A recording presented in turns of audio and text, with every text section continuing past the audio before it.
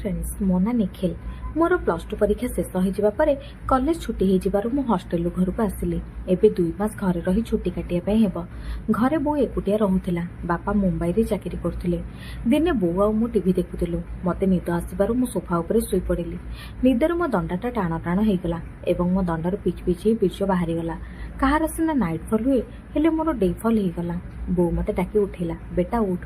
मो पैंट बीर्जर पूरा ओदा हो जाइतिला। मु लाजर उठी बाथरूम जाई पैंट बदलली। तापर भी अनेक थर दिन एपरी घटिला। दीपहर बेले विश्राम करे टिके आखि बुझिले निदर मो दंडा छिड़ा हो जाउतिला एवं मो दंडार बीर्ज बाहर जाउतिला। सबुथर बो मते टाके उठे देउतिला। मु बुझी पारतुले जे बो ए विषय सब समय मो ऊपर लक्ष्य रखिछि।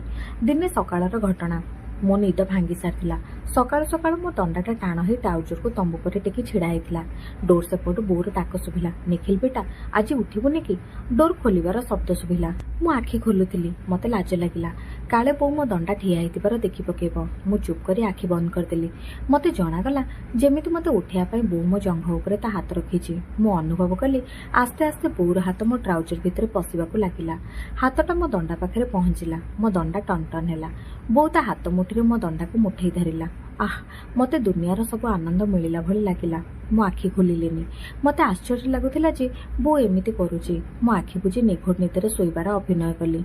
बो मो ट्राउजर को टाणी तलू खसई दे हाथ मो दंडा को बाहर को काढ़ी आनिला एवं हाथ में मुठेई धरी मुठी मारिबाकू लागिला। मो दंडाटा बहुत मोटा और लंबा थिला। बो मो शक्त दंडा को मुठेई जोर जोर मुठी मारथिला। गोटे हाथ थकी पड़िला, आर हाथ में मुठी मारथिला। मुठी मारिबा बेले ता हाथर चूड़ी रुंझुन रुंझुन शब्द करथिला। मोर बीज बाहर समय होगला। मो देह उत्तेजन थरिबाकू लागिला। बीज बाहरला बेले हवा कथा बो बुझी पारला। बो आर हाथ में मो गंजी को ऊपर उठेला जेपरी बीज पिचकी मो मुहरे पड़िबनी। से मो दंडा को साउले मुठी मारिबाकू लागिला। हठात मो दंडारू पिचकारी मारिबा भली बीज बाहरी आसिला। बो मुठी भितर बीज पिचकी लागी जाइतिबारु मुठी मारिबा बेले पिच पिच शब्द बाहरुथिला। सबुजाक बीज मो पेट ऊपर बोहीगला। ता ऊपर गंजी को घोड़े दे मो दंडा को ट्राउजर भितर पुरी दे बो चलीगला। मो पागल हेउठिली। मो बो भी एमिति हेई पारे, एमिति आनंद देई पारे, एमिति भी केबे हेई पारे बोली मो स्वप्न सुधा भाबी नथिली। एबे मु कोन करिबी? बो आकु केमति जीवी, ता सहित केमति कथा हेबी? बो मो बीज को चाटिथिबो कि खाइथिबो? भाबिली मो बो मो सहित गेहिबा पई चाहू नाही त। एक कथा सत जे बापा बाहर रहुथिबार बो स्वामी पाखरु गेहिबा सुख पाई पारुनी। बोर निश्चय गेहिबा पई इच्छा होची किंतु ताको बोधे सुजोग मिलुनी। मो सहित गेहिबा पई से चाहू नाही त। एतिक बेलको बो डाकिला, निखिल बेटा उठ, आसी दिन केते हेलानी? मु उठे बाथरूम गली। बो बाहर कहला, बेटा गाधे पड़ी आसबू। मो देह सारा चिकिनिया जिनस बोली ही जाइतिला। मु गाधे पड़ी बाथरूम रु बाहर को आसिली। बो एमिति व्यवहार करथिला जेमिति से किछि जानिनी। मु भी सेमति किछि न जानला भली हेली। से दिन आमे दुहे बसी खूब कथा हेलु। दिन जाए राति हेला। मु जेमिति जे बेड रे सोईछि मोर सेमिति आज सकाळर बो कथा मने पड़िला। सारा राति मते आ निद हेलानी। मो दंडा मते व्यस्त करी पकेला। शेषरे राति पाहिला। बो मते डाकी उठेबो बोली भाबिली। मो दंडा शक्त होई ठिया गला। एमिति लागुतिला जेमिति मो दंडा बो को अपेक्षा करिछि। मु भी जाने सुने मो दंडा को ठिया करी रखिली। एतिक बेलको डोर खोलिबार शब्द सुभिला। मो भाबुतिला आज कोन सब घटिबो। मो आखि बंद करके बेड रे सोई रहिली। बो आसी मो बेड पाखरे टिके ठिया हैला। तापर मो पाखरे बसी पड़ी मो जंघ ऊपर ता हाथ को रखी धीरे धीरे बुलेला। आस्ते आस्ते मो ट्राउजर भितर ता हाथ को पुरेला। मो दंडा को कसी करी मुठी बाहर को बाहर कला एवं आर हाथ रे ट्राउजर रो बोताम खोली देला। तापर ट्राउजर को तळो खसै देला। मोर निश्वास जोर जोर बहिबाकू लागिला। बो मो दंडा को मुठेई धरी मुठी मारिबाकू लागिला। मो दंडा ऊपर ता हाथ को बुलेला। अचानक ता मुंड बाळ मो पेट और जंघ ऊपर पड़िला। मो बुझी गली जे बो नई पड़िछि। बो मो दंडा को नहीं ता मुहरे लगेला। मो दंडा पूरा शक्त होइतिला। हठात बो मो दंडा को ता पाटी भीतर को नहीं चोसीबाकू लागिला। हे भगवान, एमिति का आनंद मो जीवन रे केबे आसीबो बोली मो अनुभव करनथिली। मो खुशी पागल हे उठिली। बो मो दंडा को चोसुथिला। मो छाती मुह ऊपर हाथ बुलाउथिला। तार गोटे हाथ मो आखि ऊपर थिला जेमिति मु किछि देखि पारिबिनी। बो मोर गोटे हाथ धरी ता दूध ऊपर रखिला। मते आश्चर्य लागुतिला जे बो ता दूध को लंगला करी रखिथिला। तापर मो अन्य हाथ को धरिनी ता आर दूध ऊपर रखिला। मु दुई हाथ रे बोर दुई दूध को मुठेई चिपिली। बो मो दंडा को चोसुथिला आ मु बोर दूध को चिपुथिली। बो पुणी गोटाए हाथ मो आखि ऊपर रखिला आ अन्य हाथ रे मोर हाथ को ता पिठी ऊपर को नहीं गला। बो ऊपर किछि भी पिंधि नथिला। एबे बो मोर दुई हाथ को पिठी तले तळकु टाणिबाकू लागिला। मो दुई हाथ बोर पिचा ऊपर पहुंचिला। मु बो पिचारे हाथ बुलेइली। बो किछि भी पिंधि नथिला, पूरा लंगड़ा थिला। मो बो पिछा को चिपिबाकू लागिली। तापर बो मो डाहाण हाथ को नहीं ता गुंफा ऊपर रखिला एवं मो आंगुठी को ता गुंफा भितर को पुरेला। ମୁଁ ବୋଉର ଗୁମ୍ଫା ଭିତରେ ଜୋର ଜୋରରେ ଆଙ୍ଗୁଳି ମାରିଲି। ବୋଉ ମୋ ଦଣ୍ଡାକୁ ଜୋର ଜୋରରେ ଚୁଷିବାକୁ ଲାଗିଲା। ମୁଁ ଚାହୁଁଥିଲି ବୋଉ ମୋ ଦଣ୍ଡାକୁ ତା ଗୁମ୍ଫା ଭିତରକୁ ନେଉ, କିନ୍ତୁ ସେ ହାତରେ ହଲେଇଲା ଏବଂ ଚୁଷିଲା। ମୁଁ ଆଉ ସମ୍ଭାଳି ରହିପାରୁନଥିଲି। ମୋର ବୀଜ ବାହାରିବା ବେଳ ହେଇଯାଇଥିଲା। ବୋଉ ବି ସେ କଥା ଜାଣିପାରିଲା। ସେ ଦୁଇଟା ଆଙ୍ଗୁଠି ମୋ ଆଖି ଉପରେ ରଖିଲା, ଆଉ ସବୁ ଆଙ୍ଗୁଠି ମୋ ପାଟିରେ ପୂରେଇ ଦେଲା। ମୁଁ କଚ କଚ କରି ଆଙ୍ଗୁଠିକି ଚୁଚୁମି ଭିତର ବାହାର କରିବା ପାଇଁ ଲାଗିଲି। ବୋଉ ଚୁଚୁମିବାର ଗତି ବଢ଼େଇଦେଲା। ବୀର୍ଜର ପ୍ରଥମ ପିଚକାରୀରେ ବୋଉର ପାଟି ପୁରିଗଲା। ସେ ପିଚକିଥିବା ବୀର୍ଜକୁ ଢୋକି ପକେଇଲା। ଏହି ସମୟରେ ଦ୍ୱିତୀୟ ପିଚିକା ବୀର୍ଜ ବାହାରି ବୋଉର ପେଟ ଆଉ ଦୁଧ ଉପରେ ପଡ଼ିଲା। ବୋଉ ପୁଣି ଥରେ ଆଉ ଗୋଟେ ପିଚିକା ବୀର୍ଜ ପିଇଗଲା। ମୋ ଦଣ୍ଡାରୁ ପିଚି ପିଚି ବହୁତ ବୀର୍ଜ ବାହାରିଲା। ଦୁଇ ଜଣଙ୍କ ଦେହ ସାରା ଚିକିଣିଆ ବୀର୍ଜରେ ଓଦା ହେଇଗଲା। ମୋ ପେଟ ଉପରୁ ଯେଉଁ ବୀର୍ଜ ତଳକୁ ବୋହି ଯାଉଥିଲା, ତାକୁ ମୋ ପାପୁଲିରେ ନେଇ ବୋଉ ତା ପିଠି ଆଉ ପିଚାରେ ବୋଳି ପକାଉଥିଲା। ମୋ ଦଣ୍ଡାରୁ ସବୁ ବୀର୍ଜ ବାହାରିଗଲା ପରେ ବୋଉ ଉଠି ଚାଲିଗଲା। ମୁଁ ଆଖି ଖୋଲିଲି। ମୋ ଦେହ ସାରା ଏବଂ ହାତ ମାଲାମାଲ ହେଇଯାଇଥିଲା। ମୁଁ ଭାବିଲି, ଏତେ ମଜା ଦେଲା, କିନ୍ତୁ ମୋ ଲଙ୍ଗୁଳି ବୋଉ କାହିଁକି ଗେହିଁଲାନି? ବୋଉ ବାଥରୁମ୍ ଯାଇଥିଲା। ବୀର୍ଜ ବାହାରିବା ପରେ ମୁଁ ଥକି ଯାଇଥିଲି। ସେମିତି ଅସନା ଦେହରେ କିଛି ସମୟ ଆରାମ କରିବାକୁ ଲାଗିଲି। ବୋଉ ବାଥରୁମ୍ରୁ ବାହାରକୁ ଆସିଲା। ମୋତେ ଡାକିଲା। ବୋଉ କହିଲା, ବେଟା ଉଠି ବାଥରୁମ୍ ଯା। ମୁଁ ଚୁପଚାପ ଉଠି ବାଥରୁମ୍ ଗଲି। ସାୱାର ଖୋଲି ଗାଧେଇଲି। ଟାୱେଲ ଗୁଡ଼େଇ ହେଇ ବାହାରକୁ ଆସିଲି। ବୋଉ ପୂଜା କରୁଥିଲା। ଦିନ ସାରା ଆମେ ଗପ କଲୁ। ରାତି ହେଲା। ବୋଉ ଗାଧେଇବା ପାଇଁ ଗଲା। ମୁଁ ପଚାରିଲି, ବୋଉ ଏତେ ରାତିରେ କାହିଁ ଗାଧଉଛୁ? ସେ କହିଲା, ବେଟା ଆଜି ପୂର୍ଣ୍ଣିମା। ବୋଉ ଗାଧେଇ ସାରି ବାହାରକୁ ଆସିଲା ଏବଂ ପୂଜା କଲା। ପୂଜା ସାରି ମୋତେ କହିଲା, ତୁ ବି ଗାଧେଇ ପଡ଼ି ପୂଜା କର। ମା ପାର୍ବତୀଙ୍କୁ ସନ୍ତୁଷ୍ଟ କରିବା ପାଇଁ ଭଗବାନ ଶିବ ଆଜି ରାତିରେ ପାଣି ଢାଳିଥିଲେ ଏବଂ ତାଙ୍କୁ ଶାନ୍ତ କରିଥିଲେ।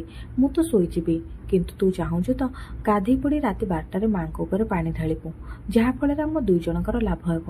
ବେଟା, ମୁଁ ତ ତୋ ପାଇଁ ବହୁତ କିଛି କଲିଣି। ଏବେ ତୁ ବଡ଼ ହେଇଗଲୁଣି, ତତେ ବି କିଛି କରିବା ପାଇଁ ହେବ। ଏହା କହି ବୋଉ ମୋତେ ଚାହିଁ ବେଡରୁମ୍କୁ ଶୋଇବା ପାଇଁ ଗଲା। ମୁଁ ବୁଝିଗଲି। ମୁଁ ମୋଟେ ସମ୍ଭାଳି ପାରୁନଥିଲି। ପ୍ରାୟ ରାତି 12ଟା ବେଳକୁ ମୁଁ ଯାଇ ଗାଧେଇ ପଡ଼ି ଦେହରେ ଟାୱେଲ ଗୁଡ଼େଇ ହେଇ ବାହାରକୁ ଆସିଲି। ଧୀରେ ବୋଉର ବେଡରୁମ୍ ଭିତରକୁ ପଶିଲି। ବୋଉ ଏମିତି ଶୋଇଥିଲା ଯେମିତି ସେ ମୋତେ ଅପେକ୍ଷା କରିଛି। ମୁଁ ଧୀରେ ବୋଉ ଛାତି ଉପରେ ହାତ ବୁଲେଇଲି ଏବଂ ଶାଢ଼ୀ କାନିକୁ ହଟେଇ ଦେଲି।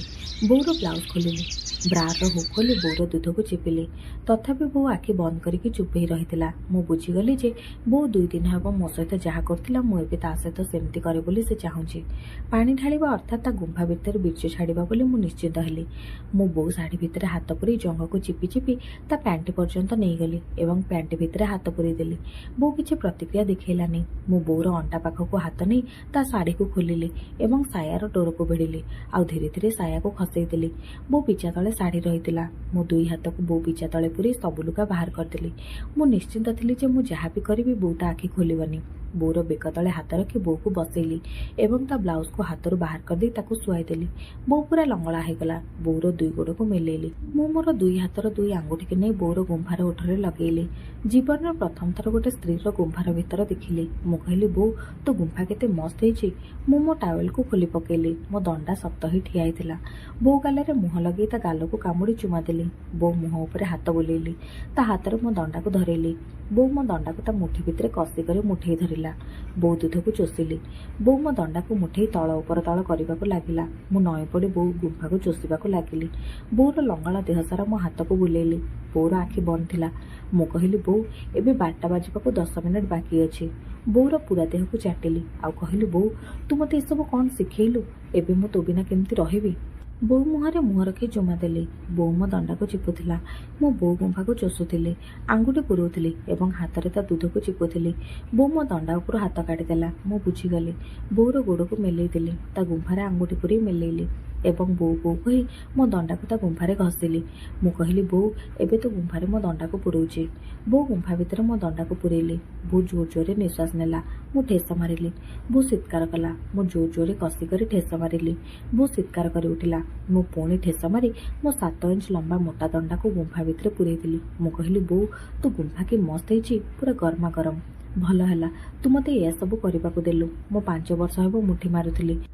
ମୁଁ ମୋ ଦଣ୍ଡାକୁ ବୋଉ ଗୁମ୍ଫା ଭିତରୁ ବାହାର କରି ଆଣି ପୁଣି ଠେସ ମାରିଲି। ବୋଉ ତା ମୁଣ୍ଡକୁ ଡାହାଣ ପଟ ଓ ବାଁ ପଟକୁ ହଲେଇ ଚିତ୍କାର କରୁଥିଲା। ମୁଁ ମୋ ଦଣ୍ଡାକୁ ଧମାଧମ ଭିତର ବାହାର କରୁଥିଲି। ମୁଁ ପାଟି କରୁଥିଲି, ବୋଉ ତୁ କି ମସ୍ତ ମାଲ ହେଇଛୁ। ତୋ ଗୁମ୍ଫା ଗେହିଁବା ପାଇଁ କ'ଣ ହେଇଛି? ମୁଁ ଗେହିଁବାର ସ୍ପିଡ୍ ବଢ଼େଇଲି। ବୋଉ ଖାଲି ଉଫ୍ ଆଁ ହେଉଥିଲା। ମୁଁ ଚିତ୍କାର କଲି। ବୋଉ ଗଲା ଗଲା ମୋର ବାହାରିଗଲା। ମୋ ଦଣ୍ଡାରୁ ପିଚ୍ ପିଚ୍ ହେଇ ବୀଜ ବାହାରିଲା। 3 ଥର ବୀଜ ପିଚକାରୀ ମାରିବା ବେଳକୁ ବୋଉ ତା ଆଖି ଖୋଲିଲା। ମୋତେ ଜୋରରେ ଭିଡ଼ି ଧରି କହିଲା, ଆଃ ବେଟା ମୋର ଆହୁରି ଜୋରରେ ବୀଜ ବାହାରିଗଲା। ବୋଉ ଗୁମ୍ଫା ଭିତରେ ବୀଜ ଭରିଗଲା। ମୁଁ ପ୍ରଥମ ଥର ଗେହିଁଲି। ସେ ପୁଣି ମୋ ନିଜ ବୋଉକୁ। ବହୁତ ଭଲ ଲାଗିଲା। ବୋଉ ମୋତେ ଚୁମା ଦେଲା ଆଉ କହିଲା, ବହୁତ ଦିନ ହେବ ତ ଦଣ୍ଡା ଦେଖି ଦେଖି ମୁଁ ପାଗଳ ହେଇଯାଉଥିଲି। ମୋତେ ଗେହିବା କେମିତି ଲାଗିଲା। ମୁଁ ବୋଉକୁ ଚୁମା ଦେଲି ଆଉ କହିଲି, ବୋଉ ତୁ ବହୁତ ଭଲ କଲୁ। ମୁଁ ବହୁତ ଖୁସି। କଲେଜ ଛୁଟି ସରିବା ପର୍ଯ୍ୟନ୍ତ 2 ମାସ କାଳ ଘରେ ରହି ବୋଉକୁ ମୁଁ ନିର୍ଧୁମ ଗେହିଲି। ରାତିରେ ବୋଉ ଆଉ ମୁଁ ଗୋଟେ ବେଡ୍ରେ ସାଙ୍ଗ ହୋଇ ସ୍ୱାମୀ ସ୍ତ୍ରୀ ଭଳି ଗେଁ ହେଲୁ। ବୋଉ ବହୁତ ଖୁସି ହେଉଥିଲା। ସପ୍ତାହେ 2 ସପ୍ତାହରେ ଥରେ ଲେଖା ମୁଁ ଘରକୁ ପଳେଇ ଆସୁଥିଲି। ଦିନେ 2 ଦିନ ରହୁଥିଲି। +2 ପରୀକ୍ଷାରେ ମୋର ବହୁତ ଭଲ ହେଇଥିଲା। ତେଣୁ କମ୍ପ୍ୟୁଟର ଇଞ୍ଜିନିୟରିଂ ପଢ଼ିବା ପାଇଁ ମୋତେ ସିଟ୍ ମିଳିଗଲା। ଇଞ୍ଜିନିୟରିଂ କଲାବେଳେ ବି ମୁଁ ପୂର୍ବ ପରି ଗାଁକୁ ଆସୁଥିଲି। ଇଞ୍ଜିନିୟରିଂର 3ୟ ବର୍ଷରେ କ୍ୟାମ୍ପସ୍ ସିଲେକ୍ସନରେ ମୋତେ ବାଙ୍ଗାଲୋରଠାରେ ଗୋଟେ IT କମ୍ପାନୀରେ ଚାକିରି ମିଳିଗଲା। ବୋଉ ବହୁତ ଖୁସି ହେଲା। ବାଙ୍ଗାଲୋର ଯାଇ ଚାକିରିରେ ଜଏନ୍ କଲି। ମାସକ ପରେ ଗାଁକୁ ଆସି ବୋଉକୁ ମୋ ସାଙ୍ଗରେ ନେଇଗଲି। ମୁଁ ଭଡ଼ା ନେଇଥିବା ଗୋଟେ ବେଡ୍ରୁମ୍ ଥିବା ଫ୍ଲାଟରେ ଆମେ ସ୍ୱାମୀ ସ୍ତ୍ରୀ ଭଳି ଚଳିଲୁ। ମୁଁ ଏବେ ବି ମୋ ସେକ୍ସି ବୋଉକୁ ମନ ଭରି ଘେଉଁଛି। କାହାଣୀଟି ଆପଣମାନଙ୍କୁ ଭଲ ଲାଗିଥିଲେ ଭିଡ଼ିଓଟିକୁ ଲାଇକ୍, କମେଣ୍ଟ, ସେୟାର କରି ଚ୍ୟାନେଲଟିକୁ ସବସ୍କ୍ରାଇବ୍ କରନ୍ତୁ। Thank you.